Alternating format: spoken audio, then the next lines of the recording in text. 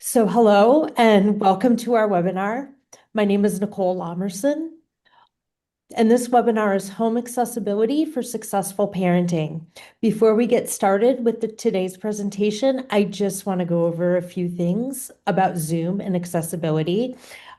As you can see, we do have ASL interpretation available. And to view the ASL interpreters, please click on the interpretation button that looks like a globe at the bottom of your screen. A small menu will appear and click American Sign Language to view ASL in a pop-out box that you can move around your screen. And thank you to our fearless team of interpreters. We also have closed captions available. To turn captions on, click on the CC button at the bottom of your screen. So we are so happy to have you here. My name is Nicole Lamerson, and I'm a research associate at the Lurie Institute, working on our disability and pregnancy and parenting projects.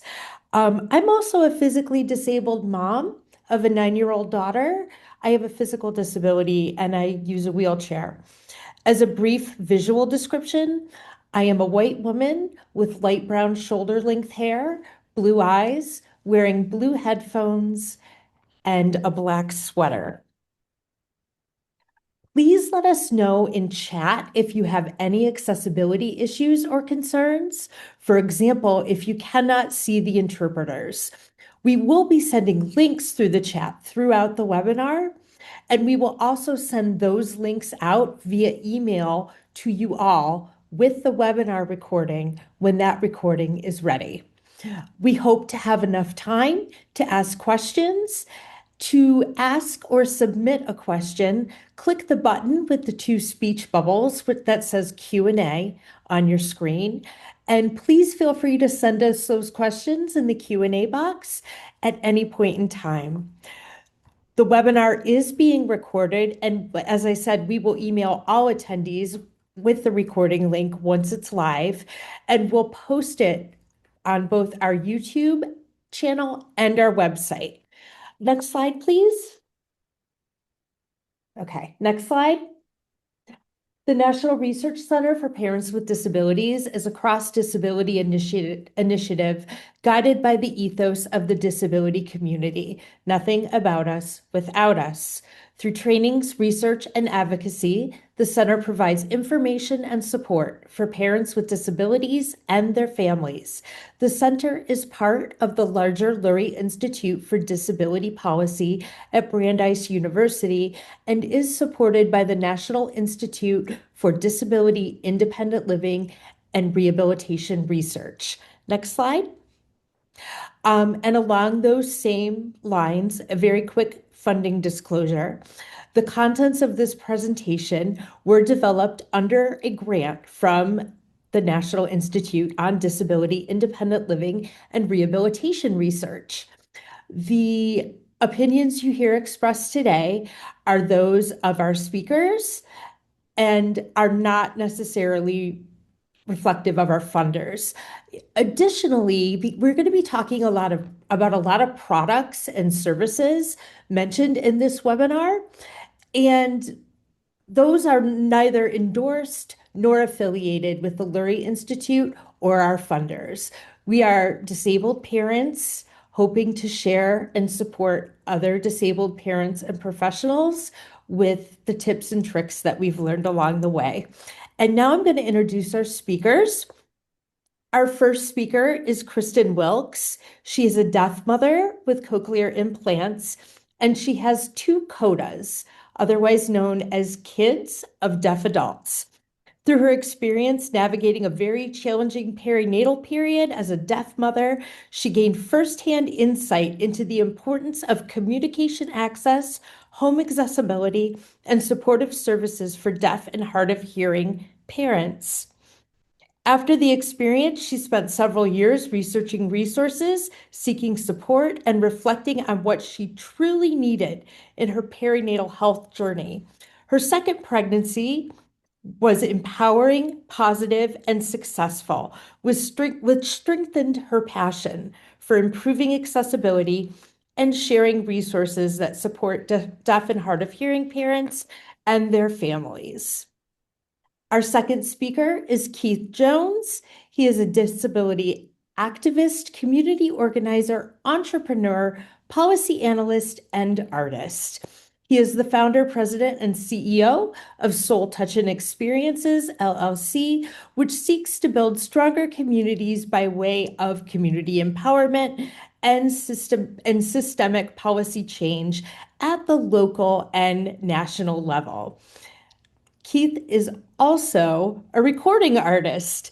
In 2021, his vocals and rap verses for a theme song for Netflix Rising Phoenix, a film about the Paralympics, were recognized with a Sports Emmy for outstanding musical direction.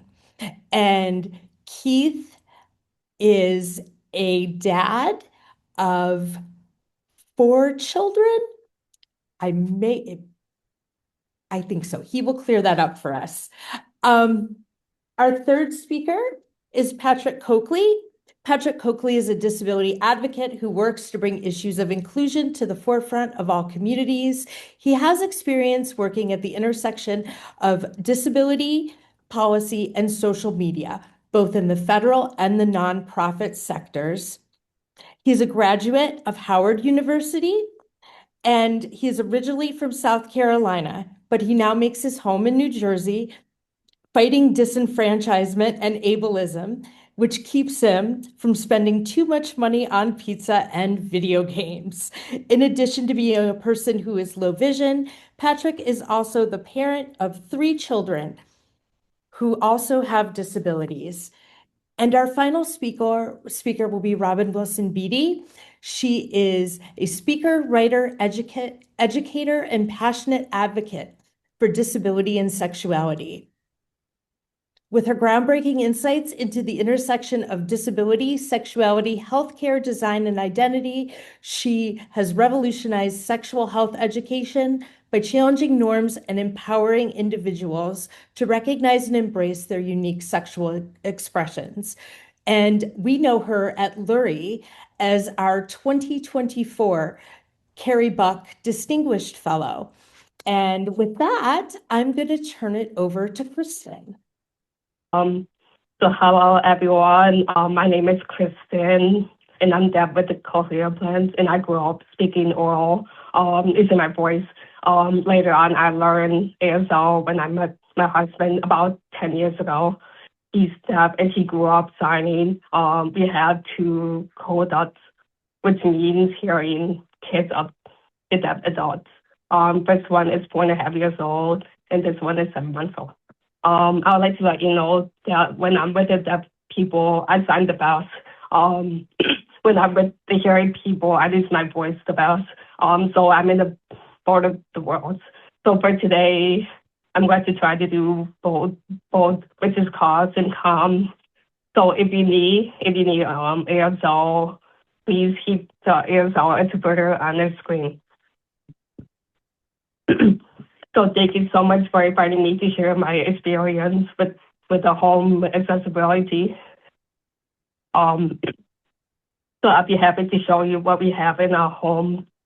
So this is the sonic alarm clock. This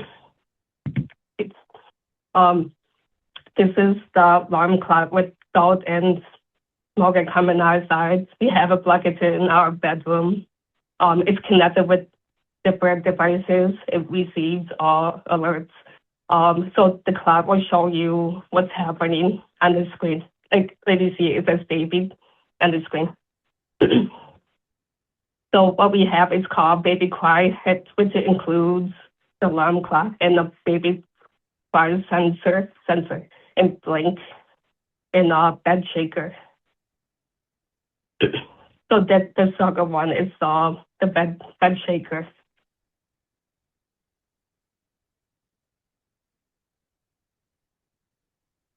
And so this is these spices here.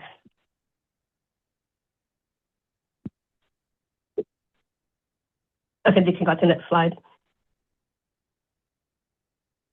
So there are different devices that can be connected to the alarm clock, such as baby crying, doorbell, phone calls, and smoking coming outside, and rather and more.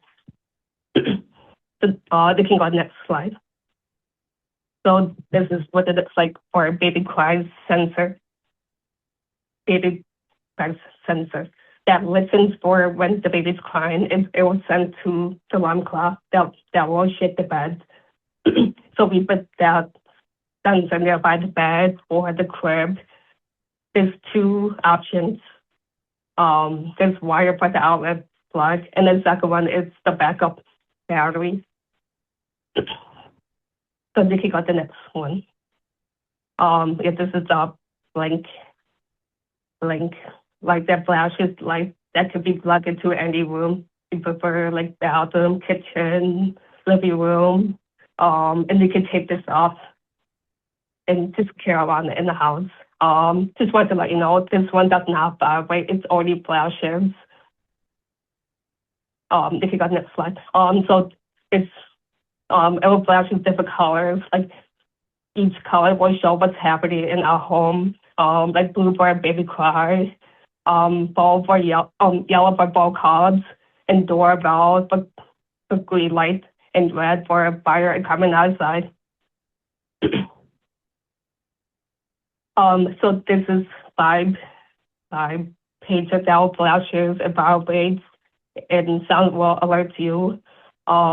The nice thing about it is this, that I can carry around in the house, which can be helpful if I fall asleep on the couch or if I need to be in another room. It's also great for travel. I'd like to show you a video of how it works.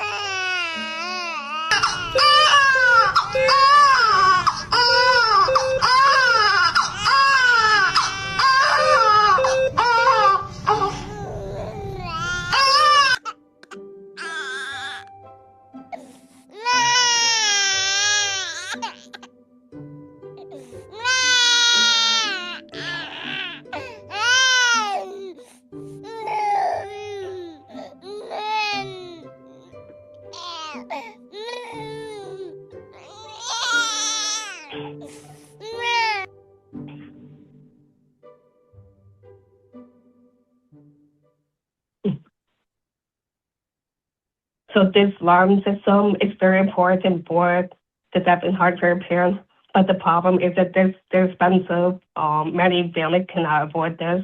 And hearing parents will have to buy this special alarm system because they can't hear the baby crying. So that got me thinking, why does the deaf and hard hearing parents have to pay more to have same safety and equity? So I started researching for resources, and I found that my local fire department that provides free smoking coming outside alarm to the community. So I reached out, and because if they can provide this specific system, because we're both deaf parents. The fire captain was very supportive. He came to my home and saw the system, which will save us a lot of money. So after that, I purchased the baby cry sensor and other devices like these. So we just added to the alarm clock so we can monitor our baby easily. You can go to the next slide. As we're both deaf parents, so we had to rely on our eyes.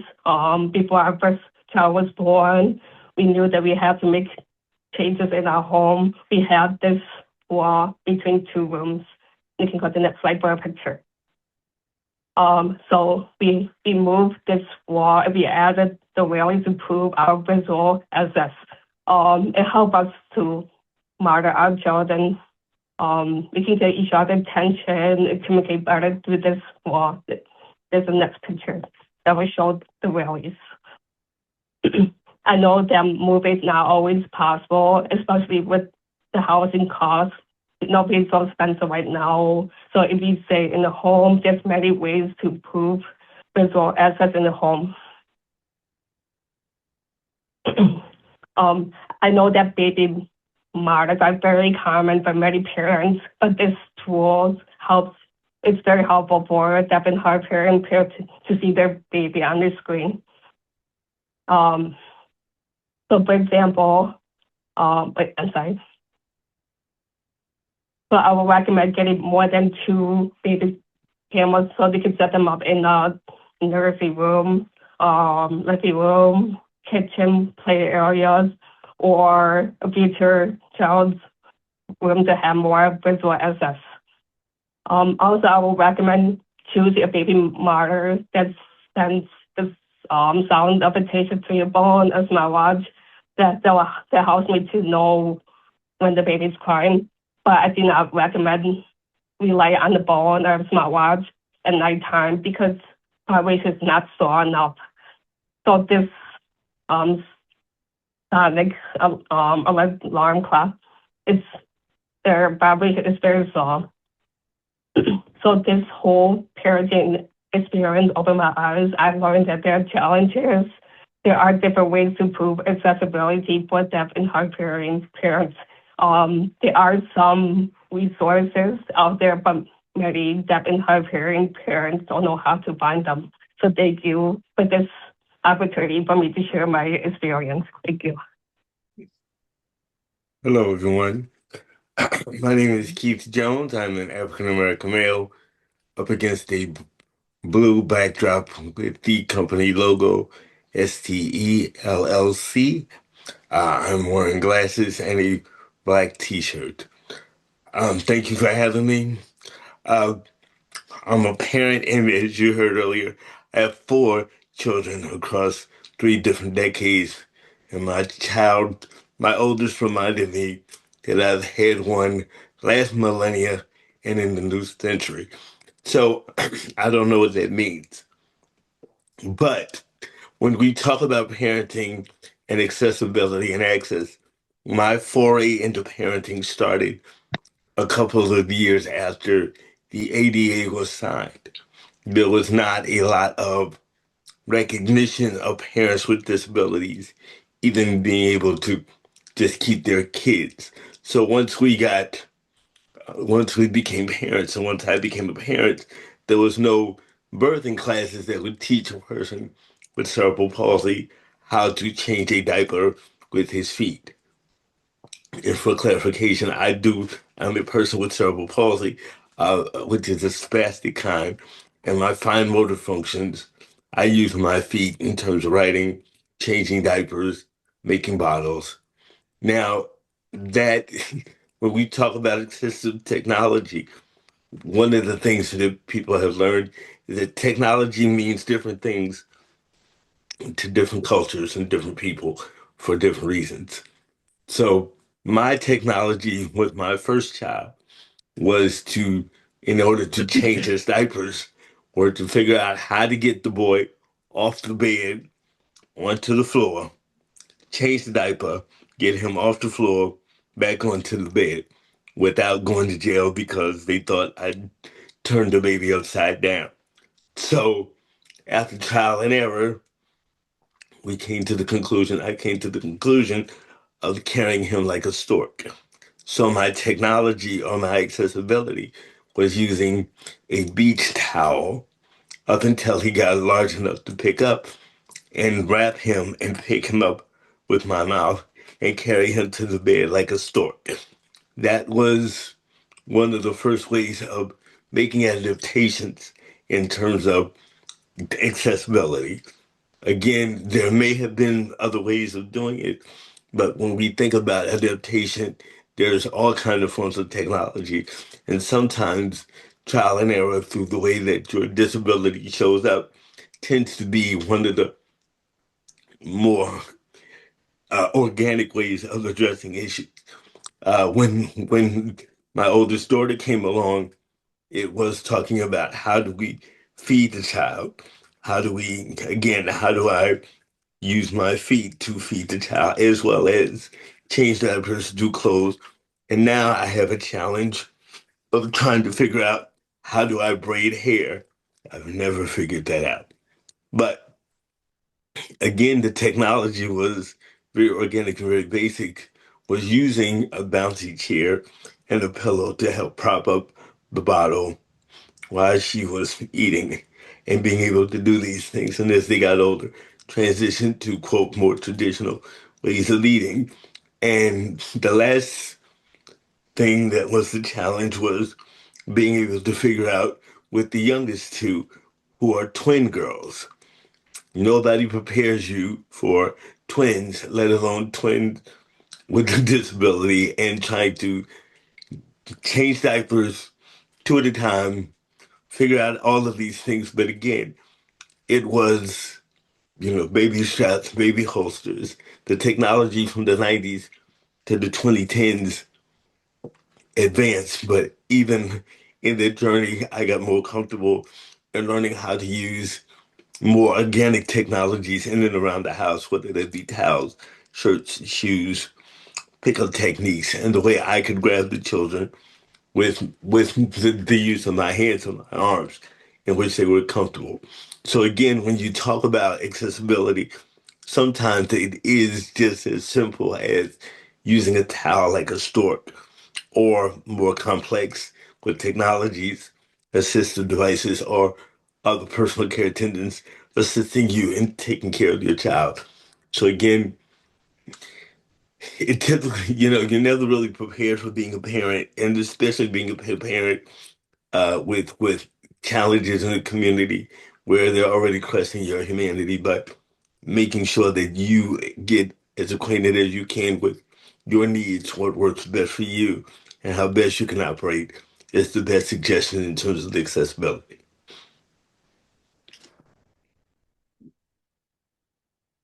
Thank you.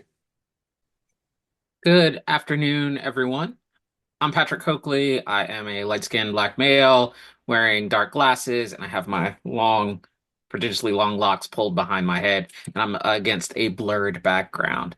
Super excited to be talking to all of you today. As we mentioned, I'm low vision, have been all my life, and my wife and two of my three kids have dwarfism. So we have accommodations in our home that can often conflict with each other. One of the things that I want to sort of impart is something that Keith really led into, which is making sure that you find solutions that work best for you. When we were pregnant with my first kid, I remember asking a friend who's a wheelchair user how she, sort of managed and how she made a plan. And she said, "Oh, I dress my kids in overalls so that when they run away, I can scooch by my chair and snatch them up at any given moment." What's cool about that story is it's a reminder that, like in many things, we can do them managing our disabilities. We just need to have a plan.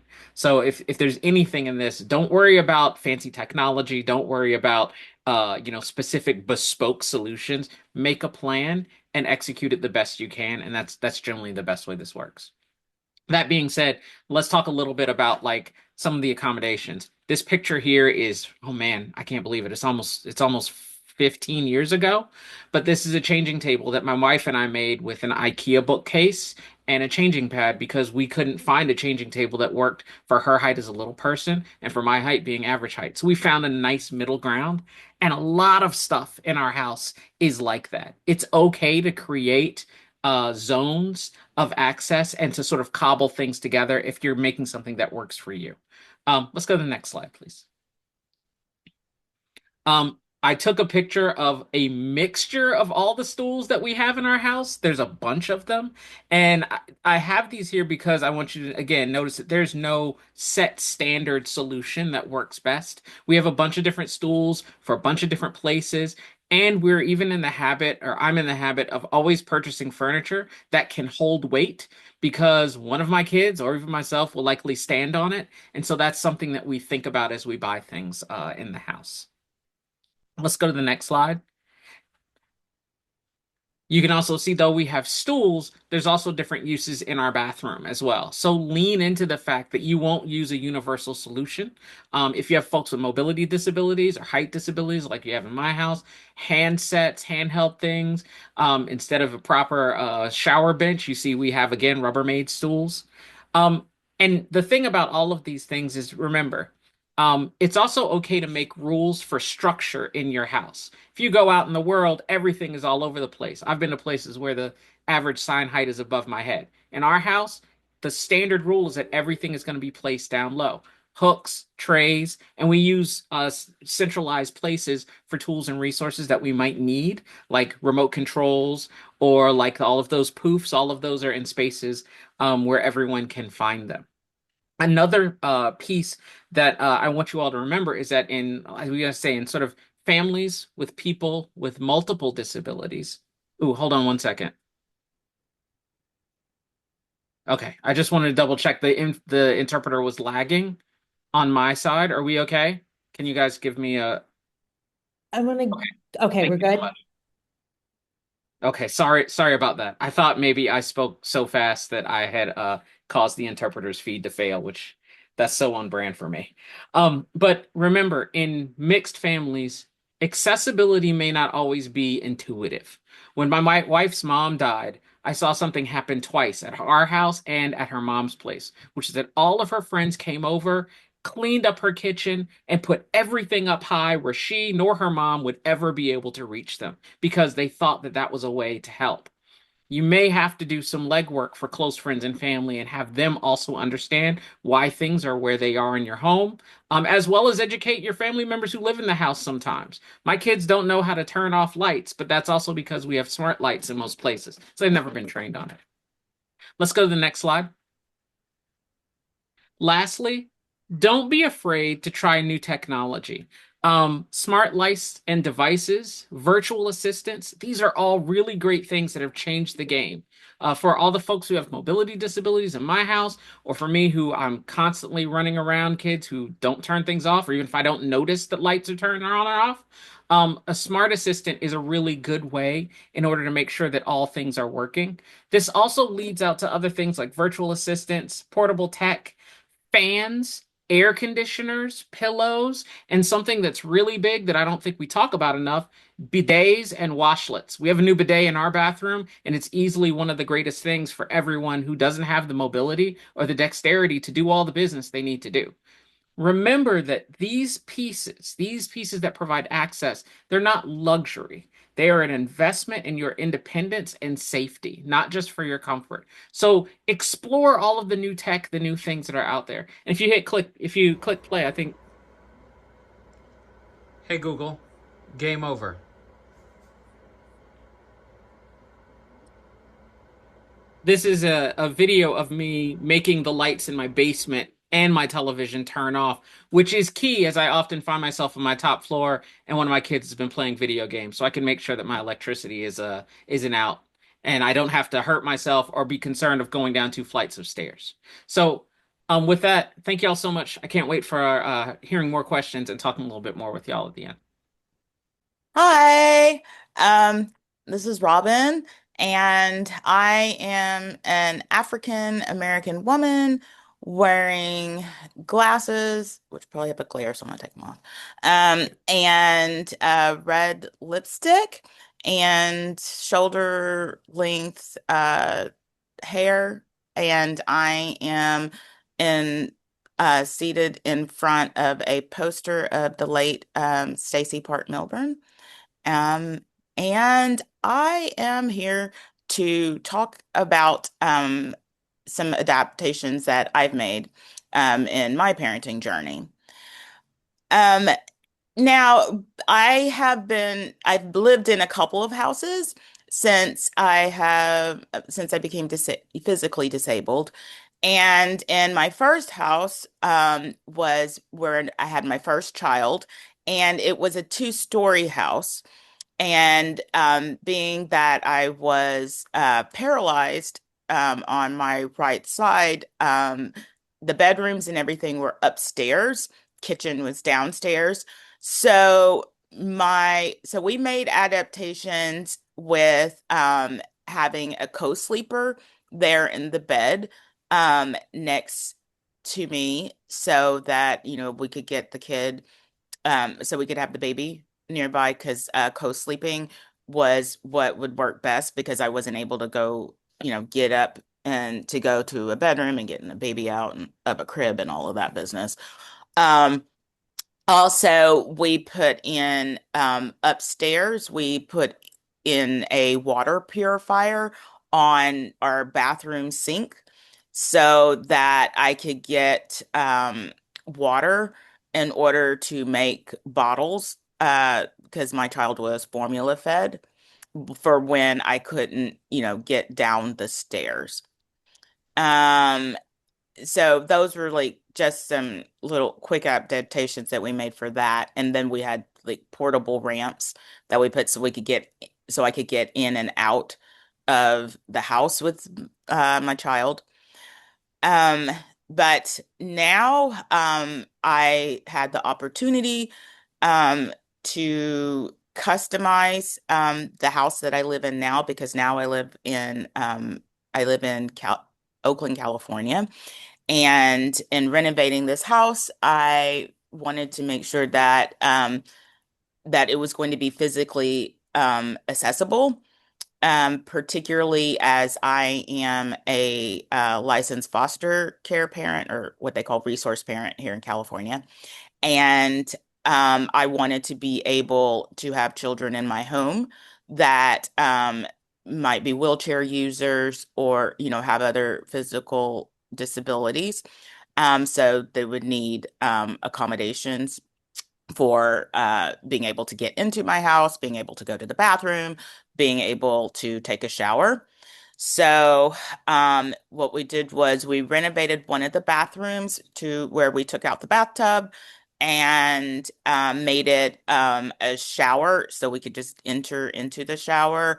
And there's a little thing to go on top so that somebody can roll into the shower. And we put bars inside, so grab bars. And there's room for putting in a seat as well if, we needed to put in like a shower chair. And what's not shown is on the opposite side of the shower is a handheld shower, so you can have it it's attached to the wall, so you can have it if you want it to spray, but if you also need it to have it and have a handheld shower, you can. I wanted to make sure that we had a bathroom that was big enough for like a power chair or somebody to come in and use it. And we put in grab bars in that bathroom. That's also our guest bathroom. So if we have people visiting, that also have physical disabilities, that they can use that. And also not pictured is we also have we have Rubbermaid stools and things like that, so that if someone and we have them in the bathrooms, and all of the bathrooms has one of those stools, so if somebody needs to access things for height, and they can stand on that and use that.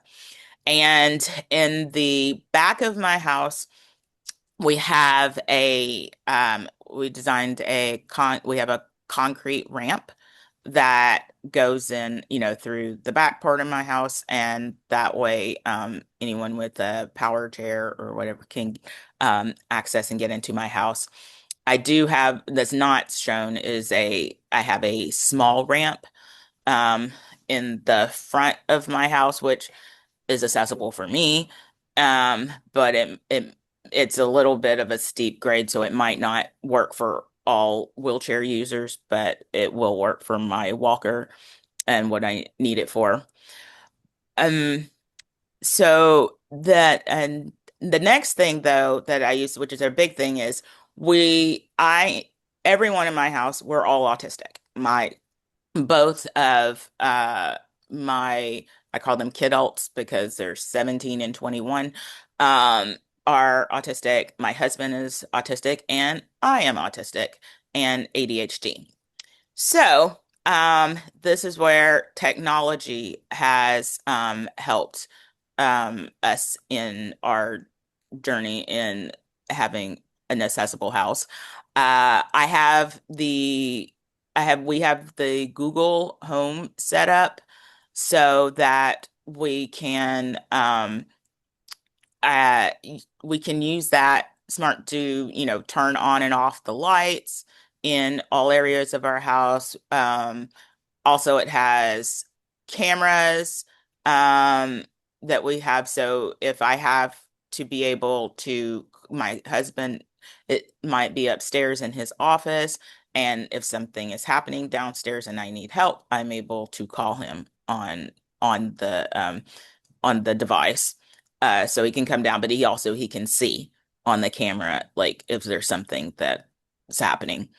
Um, and but all of our appliances are also smart and, connected with Google Home. And that includes our refrigerator, which the refrigerator is a smart refrigerator. Does a, it kind of recognizes what's in there in the refrigerator, so you can see what's in there. And I can also see from an app what's in the refrigerator, but it also is supposed to be able to tell you when things are about to expire and expiration dates and things like that. And what temperatures everything is. Um, and it also has the ability for me to turn turn on and off the television that I sometimes have, that the way our house is designed, the living room, and then you can go into the kitchen. And so I like to turn the TV so I can cook in there. And so I'm able just to go to the refrigerator and turn off the TV rather than having to go over with the remote or whatever. And another big thing that we have that is very helpful for us, because with ADHD, like doing laundry, forgetting to be like, oh, I need to transfer clothes, and things might stay in there and be wet, and then I have to rewash it because that moldy smell or whatever. But this is an all-in-one washer dryer, and just load it up. I push, start or whatever. The machine tells me what's going on. I can look on the app. We also have a robotic vacuum mop, a Roomba, to help because with sweeping, mopping the floor, because as I mentioned before, that I have paralysis, and that helps me with being able to do the floor and clean the floors. Um, we those those are things that actually those help a lot for me with ADHD. Um and also like the microwave as well is smart. It tells me when it's finished or my food is finished. I can also lock my stove and things like that, because we sometimes people you can easily accidentally turn it on, just brushing past it. So, and I can do things like set the temperature and things like that, but and alarms, all of the alarms. Uh, Thank the Google system is also connected to our calendar, so it can give us reminders and announce them out loud, like, oh, you have therapy at 4 o'clock, or something. And I can also set to where it can give me a reminder, beforehand, because I'm one of those people who needs like an alarm before the alarm to so I can get ready to do the thing. And so those are some of the adaptations that we have in our house. I want to take a moment and thank all of our panelists for sharing their stories and also sharing their absolutely ingenious um, tips and tricks and hacks for parenting children in accessible homes. Um, as part of the Lurie projects, part of the Lurie Institute's research projects, we have on our website a facilitator's guide for an intervention to assist parents with disabilities in finding resources in their community. And I just want to give a plug to this. It's called the Empowered Disabled Parenting Intervention. And if you are a disabled parent and you're interested in learning more or possibly participating in this intervention, In our post-webinar survey that you'll be receiving a link to, there's a spot there where you can let us know if you want to learn more about this project, and you can go to our webpage to learn more. But I just wanted to get that out of the way. And now I want to go to Q&A. Please continue to put questions in the chat if you have any. Panelists, if you wouldn't mind turning your video back on and unmuting yourself. I think we want to hear from all of you. And our first question here is, as a clinical social worker in San Francisco, I am specifically interested in and curious about tips, tricks, and resources for neurodiversive individuals with intellectual and developmental disabilities who are parenting. Does would any of our panelists like to take this one? I can speak a Yeah. little bit. I have, as I mentioned, I'm autistic and I have attention deficit hyperactive disorder. Um, and that means some of the things that I've noticed, I'm really glad that we have tech these days. So with a smartphone, I'm able to have alarms that I can set to, do reminders for things. Like if I needed to make sure that, that I feed a baby every couple of hours or whatever the schedule is for that child, I can set that up and it can have like a reminder type thing on it. And it can either give me like a verbal cue or with a noise or something to have me to remind me of what it is that I need to do. I have it set up with our Google Home with being able to have these kind of reminders so that the assistant is able to tell me, like my son, like we use this, like Xavier has a, 4 o'clock therapy appointment. It starts in, or whatever, 1 hour or whatever. And it's announced through the house. So then that lets it, and that, so it's like in his room and it announces it to him. And also for mom, I get it too. Um, some of the those are some workarounds that I've noticed as far as like, just giving me those verbal and visual cues to do, certain tasks or to get or to um or to get things done. I don't know if that is helpful. That's very helpful. Thank you, Robin. Um, we tend to get I provide some technical assistance to folks who are looking for adaptations in parenting. And individuals with IDD and individuals with physical disabilities are the folks that I get the most questions about for support. And I just want to mention something particular about parents with IDD. And I just want to very clearly say that people with IDD can and do parent their children well and can do that when they have the supports in place that they need. And oftentimes finding those supports can be really difficult. And sometimes it's about looking at informal networks for supports um, and ideas about adaptation. I think one thing that we recently encountered was a parent who needed assistance understanding when to use 911 appropriately. And I was able to make a very quick, along with one of our partners, a very quick sort of visual aid in plain language about how and when it's important to call 911. And that was an issue that felt like it was going to be very hard, but sometimes we think these adaptations are all going to be tough. But when you think about it and you break them down into steps, on some level, all parents need childcare tasks broken down into steps or some sort of adaptation. I think we all have seen parents and there's that first diaper change and it's like, oh my goodness, what do you do? Or that first bath, and you sort of break it down into steps.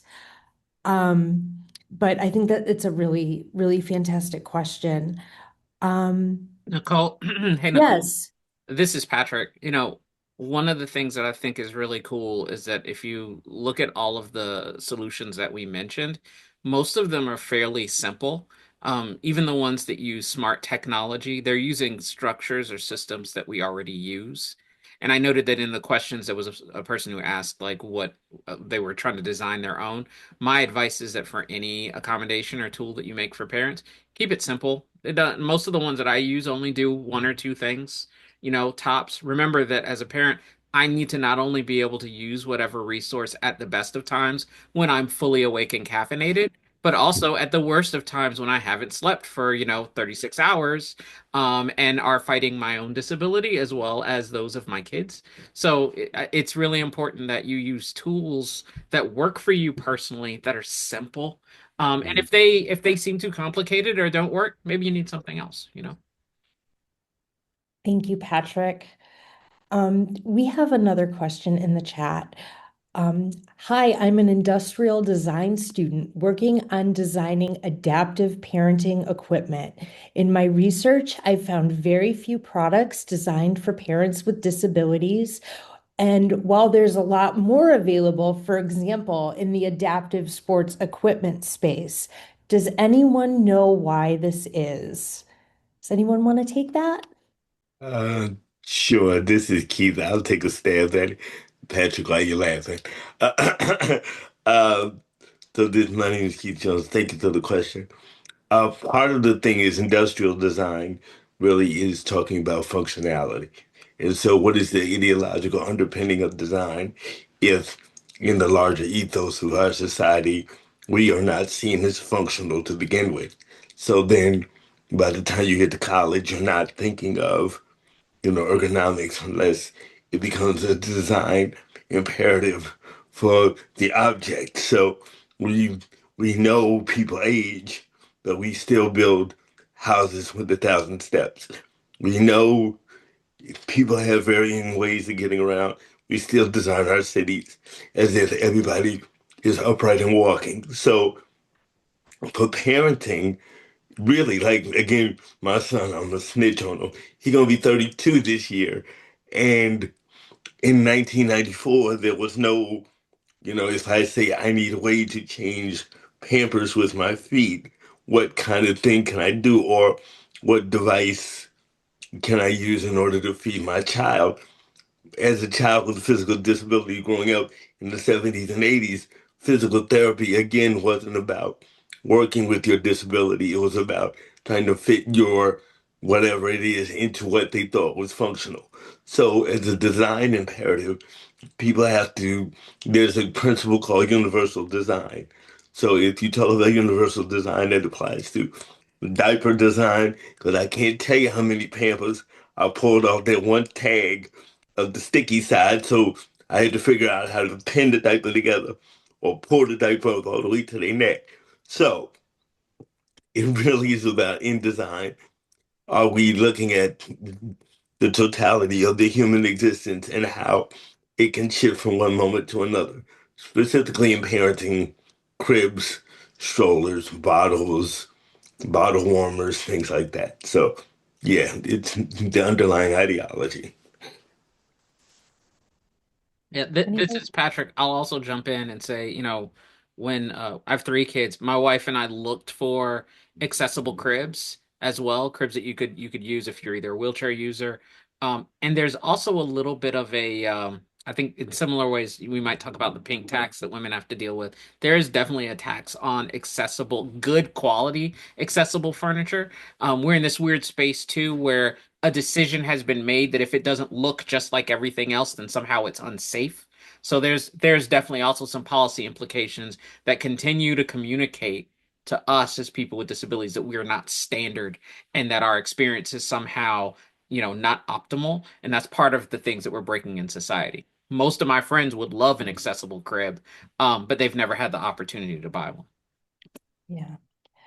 Can I just add to this very quickly that the market is not building baby equipment for people with disabilities because they do not yet know that we actually become parents and have children at the same rate as the general population.